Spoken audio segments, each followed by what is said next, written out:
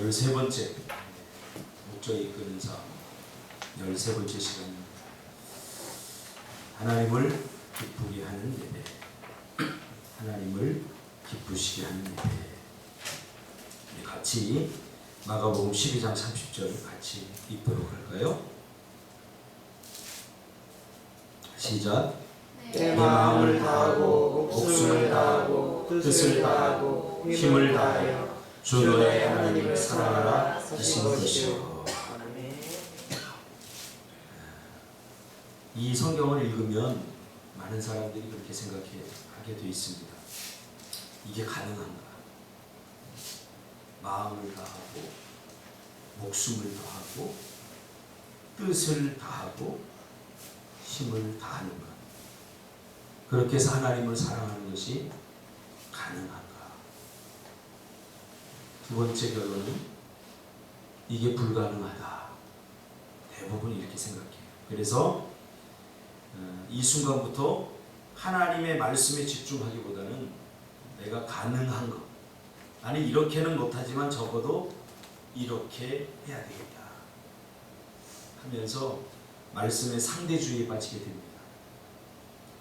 다시 말하면 성경대로 못 살겠다는 거예요. 그러니까 자기가 어떤 규칙을 정하고 규율을 정하고 그리고 나는 나의 방법으로 하나님을 기쁘게 해야 되겠다.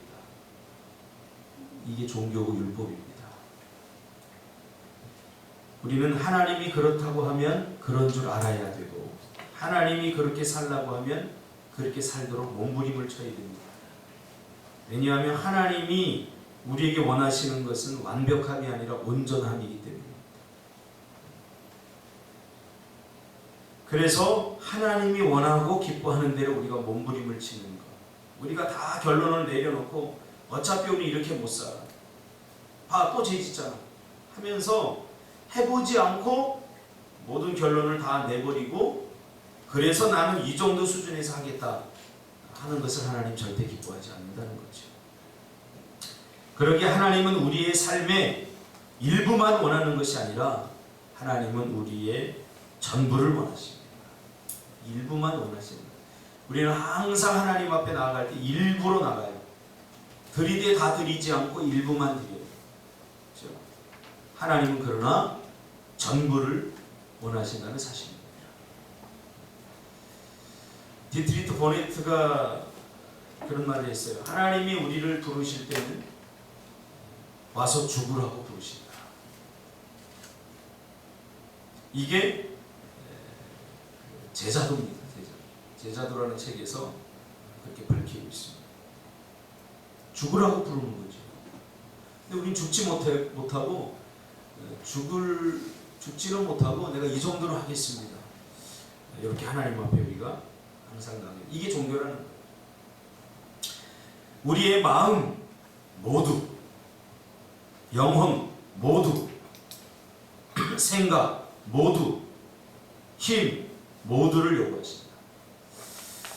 제가 신앙생활 해보니까요, 결국 이렇게 됩니다.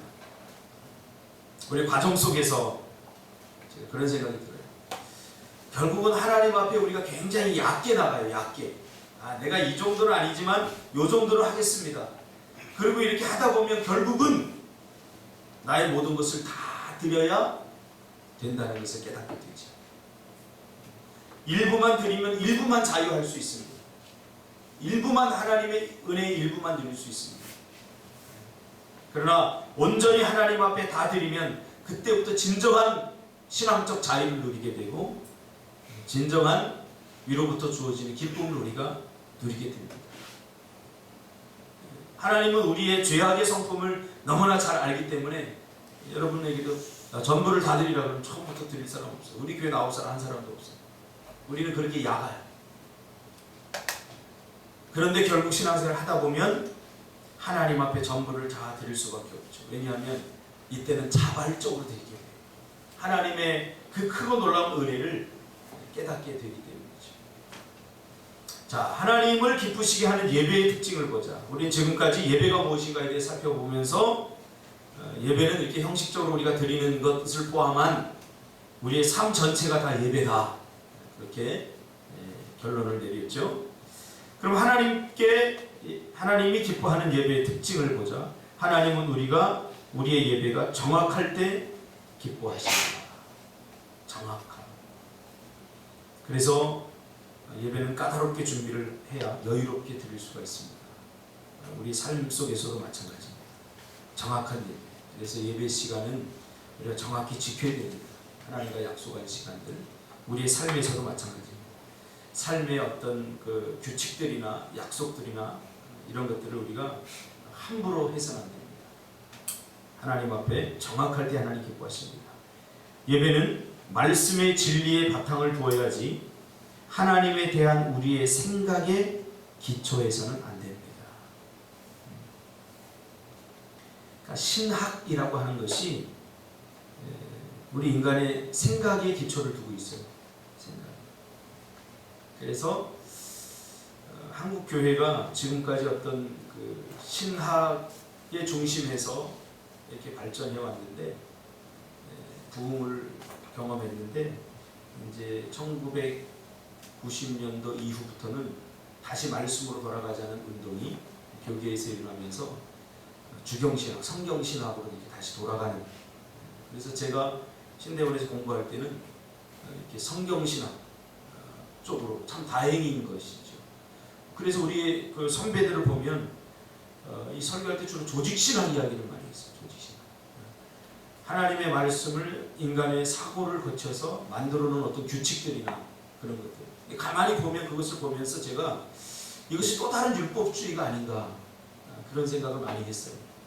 근데 제가 이제 공부할 때는 다행히 성경신학 쪽으로 이렇게 돌아가면서 말씀에 대한 연구와 말씀에 대한 그 깊이 이런 것들을 많이 배우게 됐습니다. 그러니까 예배는 우리가 신약에 보면 유대인들이 드렸던 예배와 이방인들이 드렸던 예배의 질이 다르다는 것을 우리가 보게 되죠. 유대인들이 드렸던 예배는 굉장히 그 전통적입니다. 지금까지 내려왔던 그 조상들로부터 물려받았던 그 모든 형식들과 또 이랬으면 좋겠다. 성경에는 없지만 성경을 읽고 이런 어떤 사고를 해낸 거죠. 사실은 유대인들이 지키던 것은 어떤 율법이 아니라 그들이 만들어 놓은 규칙이었습니다. 율법을 근거로 한 아주 수만 가지의 규칙, 그걸 다 지켜야 됐어요. 그것이 신앙생활이라고 한 거죠.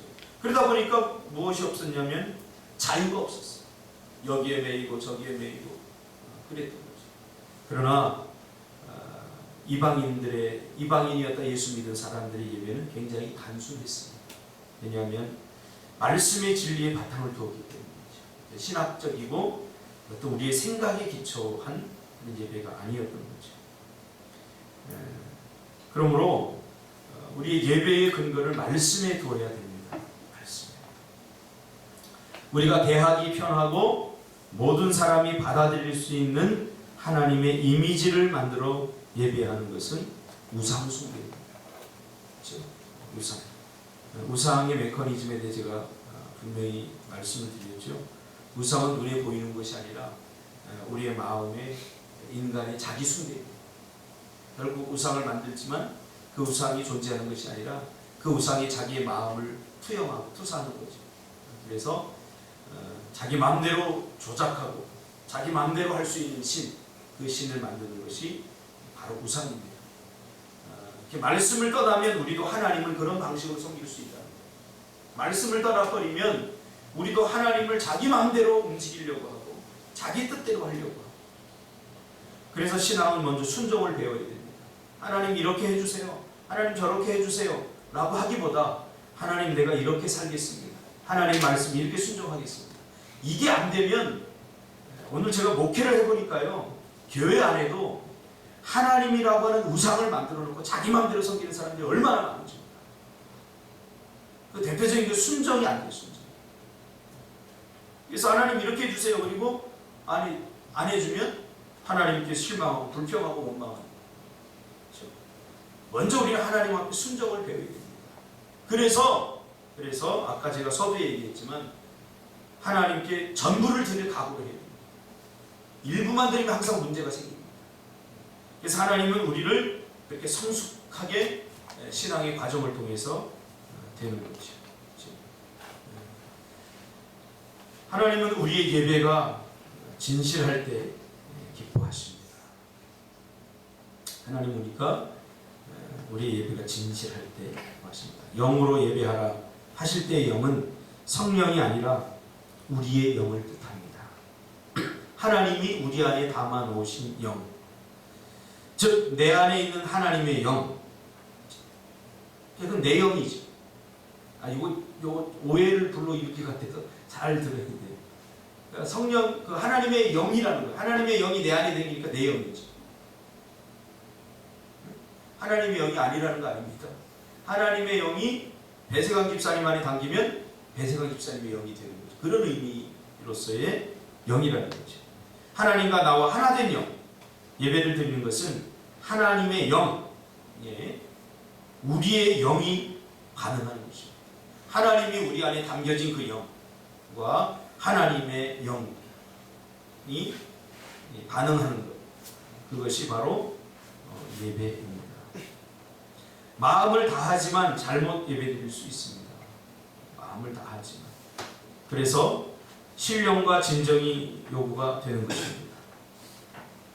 우리의 마음만 가지고는 안 된다. 우리의 육신의 것만 가지고는 안 된다는 거예요. 하나님께서 우리에게 주신 그 영, 그 영으로 하나님께 예배해야 된다. 그래서 신령과 진정이 요구되는 것이다. 하나님을 기쁘시게 하는 예배는 그래서 감정적인 동시에 교리적이다.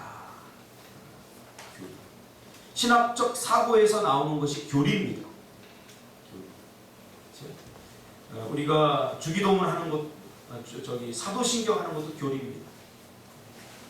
사도신경은 성경에 나오지 않습니다. 그러나 학자들이 성경을 근거로 해서 신학적 사고를 거쳐서 만든 일종의 교리입니다. 그래서 전능하사 천지를 만드신 하나님 아버지, 이거 뭐 꼭 해도 되고 안 해도 됩니다. 신앙의 고백은 다 다르기 때문에. 그래서 어떤 교회에서는 이거 하지 말자 그런 것도 나오고, 전통적인 사람은 무슨 얘기냐, 우리가 지금까지 해왔는데 이거 하자 이렇게 하는데, 그게 별로 중요한 게 아닙니다. 해도 되고 안 해도 되는데 가장 중요한 것은 우리의 마음과 영으로 하나님께 예배한다는 사실이죠. 저는 사도신경이 너무 좋습니다. 사도들의 그 신앙을 요약해놓은, 집약해놓은 이 사도신경이 이렇게 가만히 보면 너무나 좋은 고백들이에요. 그래서 하나님이 기뻐하는 예배는 감정적인 동시에 교리적이어야 한다는 거죠. 우리의 마음과 우리의 머리를 모두 사용해야 한다는 것입니다. 로마서 12장 1절에 너희 몸을 하나님이 기뻐하시는 거룩한 산 제사로 드리라. 이는 너희에 드릴 영적 예배니라. 어떻게 해요? 산제. 히브리서 12장 28절에는 하나님께 감사드리고 하나님이 기뻐하는 방법으로 예배드리자. 이렇게 나옵니다. 자, 하나님은 우리가 사려 깊게 예배드릴 때 기뻐하십니다. 생각이 없는 찬송. 제가 예배할 때 보면 이 찬양 시간이 다 멍 때리기 하는 사람들 많이 있어요. 요즘 멍 때리기 대회도 있더라고요. 이렇게 멍 때리기. 야, 너 뭐하냐? 아무것도 안 하는데요? 무슨 생각하냐? 아무 생각도 안 하는데요? 그렇게 생각하는 척하는 거예요. 멍 때리기, 이거 조심해요. 아까운 시간에 왜 멍 때립니까? 성경 보시기 바랍니다. 하나님을 묵상하시기 바랍니다. 요즘 멍 때리기가 유행합니다. 왜냐하면 이 경쟁에 지쳐서 사람들이 고민이 많고 생각이 많고 일을 하다 보니까 우리의 뇌는 쉬어야 되거든요. 그러니까 이게 일종의 심리학자들에 의하면 이게 일종의 자기의 최면술입니다. 그게 굉장히 좋아요. 희수가 있다는 사람. 멍 때리기. 조심해요. 멍 때리면서 찬양합니다. 예배는 하나님께 집중해야죠. 그렇죠? 생각이 없는 찬송, 상투적인 말로 하는 기도. 이걸 예수님은 중언부언이다 라고 했죠. 그러니까 이방인들의 기도는 같은 단어를 계속해서 반복해서 소리 소리마 소리 와서 소리 계속 하는 거예요. 이게 중언부호예요. 의미 없는 단어들을 계속 나열하는 거예요. 우리가 하나님께 영으로 우리의 마음을 다하여 드리지 않으면 수리 마수리 이것 수준을 우리가 뛰어넘을 수 없어요. 우리가 대화하는 것도 마찬가지 아닙니까? 민지하고 얘기한다. 그럼 내 마음, 그렇죠? 내 마음 진심으로 얘기할 때, 이 소통이 일어나는구나. 그러면서 그 대화가 굉장히 편안해지고 좋은 대화가 되듯이 기도가 대화라고 하는 그런 메커니즘으로 우리가 접근을 해볼 때 하나님과 상투적인 말, 그 하나님 별로 기뻐하지 않아요. 거룩하시고 전능하시며 천지 만물을 지으신 그것보다 하나님 사랑해요. 이 한마디를 하나님 더 기뻐하신다는 거죠. 물론 그런 말이 필요 없다는 거예요. 진심으로 마음에서 우러나서 하지 않는 모든 것들은 기도는 상투적인 말이라는 거죠. 뜻없이 외치는 할렐루야. 할렐루야가 무슨 뜻인지 알죠? 할렐루야. 삶으로 외치. 이런 것들은 하나님이 기뻐하지 않으신다. 우리가 마음을 다해 예배하지 않는 이상 예배는 의미 없는 행동 또는 빈 감정밖에 되지 않는다. 가끔 보면 그런 사람들이 있어요. 옳은 말 잘하는 사람. 옳은 말 잘하는 사람. 옳은 말보다 우리 그리스도인들은 진심의 말을 해야 됩니다. 그래서 진심의 말을 하기 위해서 옳은 말을 좀 아껴야 됩니다. 유대인들은 잘 옳은 말보다 중요한 건 진실이라고. 예수님이 우리에게 했던 방법입니다. 그래서 때로는 옳은 말을 하고 싶지만 참아야 됩니다. 진심이 담겨지지 않아요. 정말 사랑하지도 않는데 옳은 말을 해버리면 상처가 됩니다. 그래서 우리는 진심으로 말하는 방법을 배워야 됩니다. 말 한마디에 쓰러지지 않습니까? 그래서 우리의 귀를 하나님 주셨지만 때로는 아무 말이나 다 들으면 안 돼요. 사람이 얼마나 약한지 아세요? 누구하고 말하느냐도 중요합니다. 저는 목회를 하면서 그런 걸 많이 경험합니다. 믿음이 좋았던 사람이 어느 날 이상한 말을 막 하고 그래요. 봤더니 이상한 사람하고 이상한 말을 듣고 와가지고 그냥 한 번에 쓰러졌거든요. 준석이 조심해야 돼. 말 한마디에 쓰러질 수 있어. 예천 가서 아무 말이나 다 듣고 돌아다니면 안 돼. 말 한마디가 얼마나 중요한 줄 아세요? 사단이 그걸 이용합니다. 진심이 들어있지 않은 말, 그것이 사람들을 고통스럽게 합니다. 하나님은 우리 예배가 현실적일 때 기뻐하십니다. 하나님은 내 영을 내놓으라 하지 않으시고 내가 지금 가진 것을 내놓으라 하시어 우리가 하나님을 위해 살기를 원하십니다. 우리는 너무 핑계를 많이 대요. 영적인 것. 하지만 먼저 우리 육신이 깨어져야 됩니다. 육신에 보이는 것들이 깨어지지 않고 그런 얘기를 하죠. 우리 육신이 약하기 때문에 기도 못한다. 그거 먼저 내놓으라는, 육신부터 내놓으라. 눈에 보이는 것들, 육신의 것을 포기하지 않으면 눈에 보이지 않는 영적인 것에 도달할 수 없습니다. 왜 내 재물에 내 마음이 있다고 주님이 말했습니까? 자꾸 유대인들이 헌금 안 하고 뭐 헌금이 중요하니 마음이 중요하지 이따 이 소리 하는 거예요. 눈에 보이는 것이 먼저 깨지지 않으면 영적인 것에 절대 도달할 수 없다니까요. 그래서 여러분들의 마음을 쏟는 거예요. 왜 하나님께서 아브라함에게 이삭을 요구했을까요? 그 눈에 보이는 것에 아브라함이 마음에 다 쏟았거든요. 이삭이 생기기 전까지는 아브라함과 하나님 관계가 얼마나 좋았는지 몰라요. 근데 이삭이 딱 생기고 나자 아브라함은 하나님과 함께하는 시간보다 이삭과 노는 시간을 더 즐겨했다는 거죠. 하나님께 예배하는 시간보다. 서서히 눈에 보이는 이삭이 아브라함의 마음을 점령해버린 거예요. 우리도 똑같습니다. 하나님이 주신 것 때문에 하나님을 잊어버리는 오류를 우리는 종종 범합니다. 하나님이 주신 기도 응답 때문에 신앙생활을 제대로 못하는 것은 절대 축복이 아닙니다. 그래서 먼저 눈에 보이는 것에 대한 미련, 눈에 보이는 것이 깨어지지 않으면 눈에 보이지 않는 것들, 영적인 것들에 우리가 관심을 둘 수가 없어요. 그래서 제가 신앙생활 하면서 제일 먼저 넘어야 될 선 중에 하나가 물질의 선이라고 얘기했어요. 물질을 다 드릴 수 없다면 거기에 내 마음이 너무 많이 쏟아져요.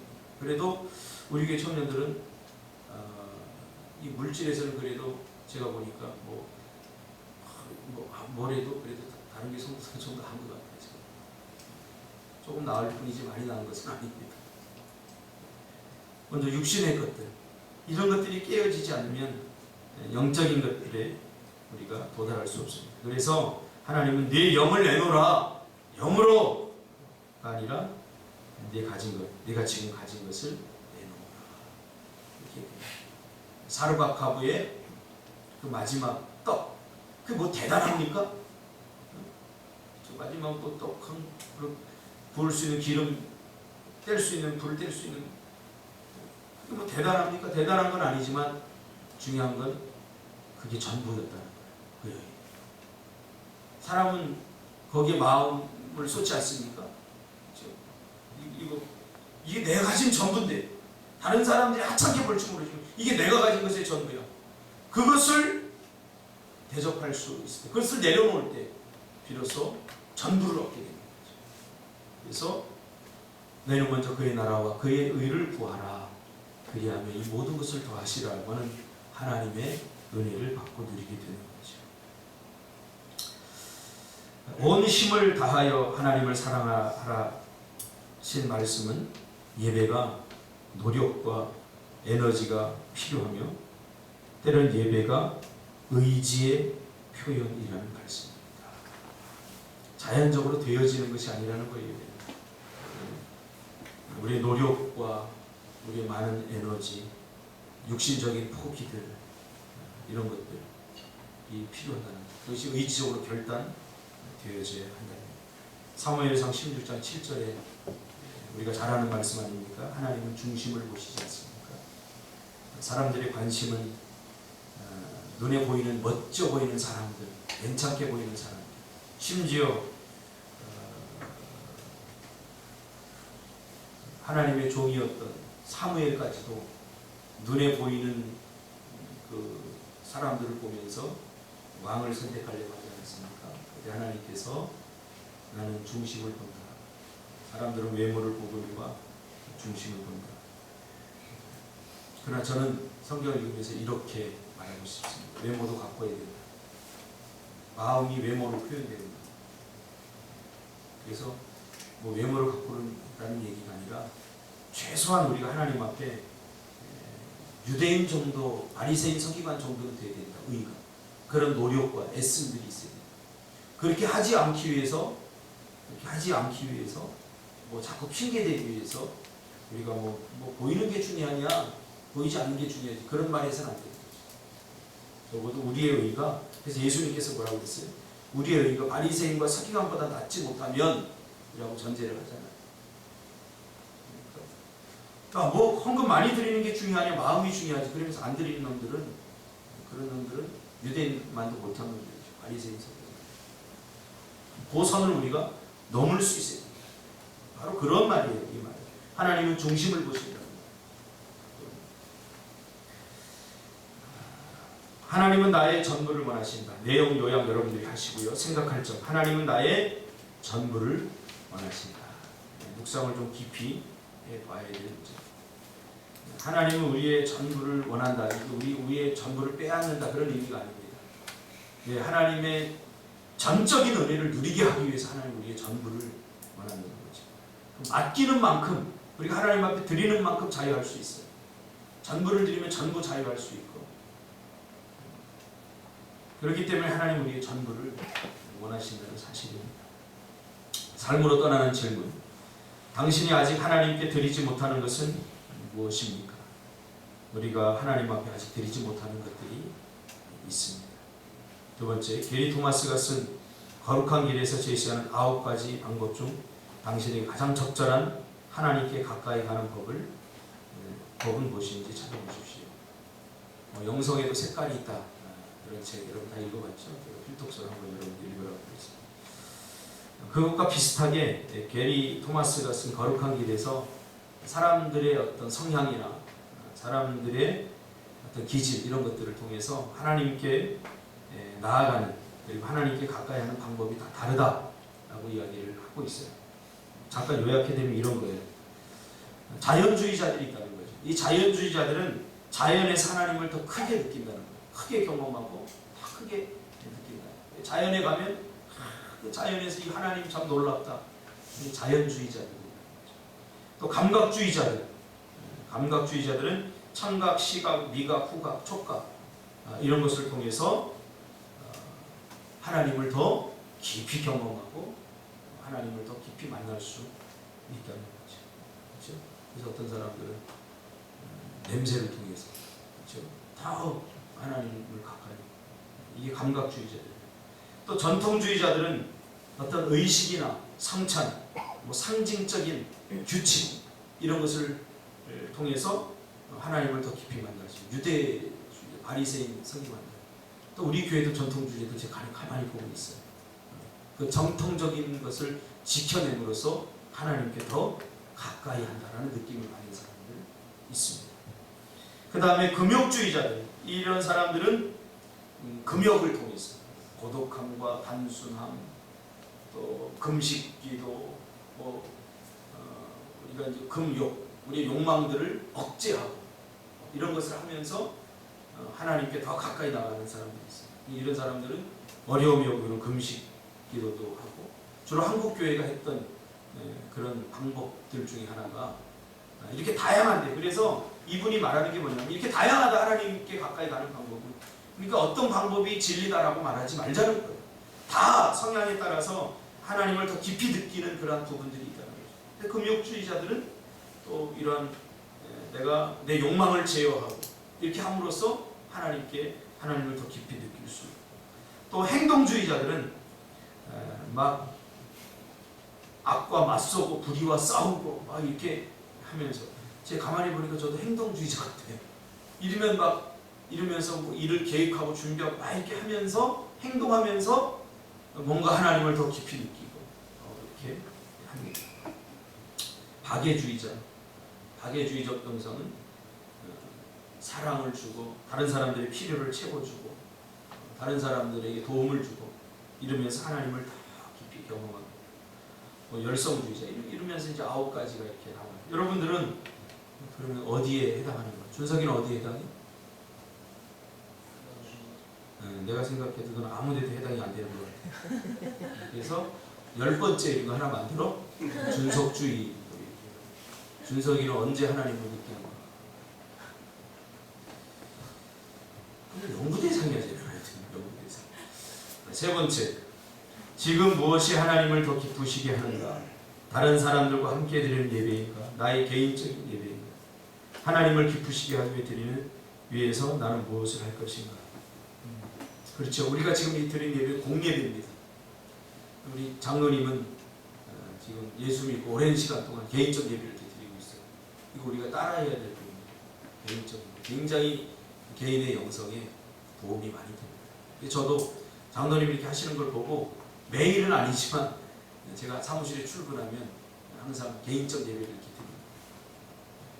성경 보고 기도하고 찬양하고, 이 시간이 정말 좋아요. 저는. 그래서 장로님이 이렇게 하시는구나. 또 유기성 목사님 같은 경우는 영성일기를 쓰신다고 그래요. 하루를 보내고 하나님과 어떻게 동행했는지, 그 하나님을 경험하고 느끼고 또 함께한 그러한 내용들을 영성일기 이렇게 쓰신다고 하더라고요. 저도 한동안 그 영성일기를 좀 썼었는데 이게 보통 힘든 게 아니에요. 힘든 것보다 뭐가 힘들냐면 꾸준함이 잘 안 되는 사람들 힘들게 되죠. 매일 써야 되는데 어느 순간에 쓰다 보니까 내가 이것을 왜 안 쓰기 시작했냐면 형식적이 돼버려요. 제가 형식적인 게 싫어하거든요. 어느 날 쓰다 보니까 처음에는 막 감동이 돼서 쓰고 너무 좋아서 이렇게 썼는데 좀 쓰다 보니까 어느 순간에 이거 내가 왜 쓰고 있지? 이게 되는 거예요. 그래서 그 다음 날부터 안 쓰기 시작했어요. 근데 쓰는 게 좋아요. 외울 말씀 내 마음을 다하고 목숨을 다하고 뜻을 다하고 힘을 다하여 주 너의 하나님을 사랑하라. 하나님이 우리를 의도적으로 모두 다른 모습으로 만드셨는데 왜 모든 사람이 같은 방법으로 하나님을 사랑해야 하는가? 그렇습니다. 같은 방법. 본질은 하나여야 됩니다. 하나님을 예배하는 것. 그러나 방법에 있어서는 우리가 다양성을 추구할 필요가 있습니다. 본질이 다양화되어서는 안 됩니다. 이게 다원주의입니다. 다원주의. 그러나 본질은 하나이지만 하나님을 섬기는 데는 하나지만 그 섬기는 방법의 다양성은 이것은 아주 다양한 영성, 아름다운 영성이 되기도 합니다. 그래서 여러분은 어떤 방법으로 하나님을 잘 경험하십니까? 그 방법으로 하나님을 예배하시길 주님의 이름으로 축복합니다. 기도하기 전에 방법을 하는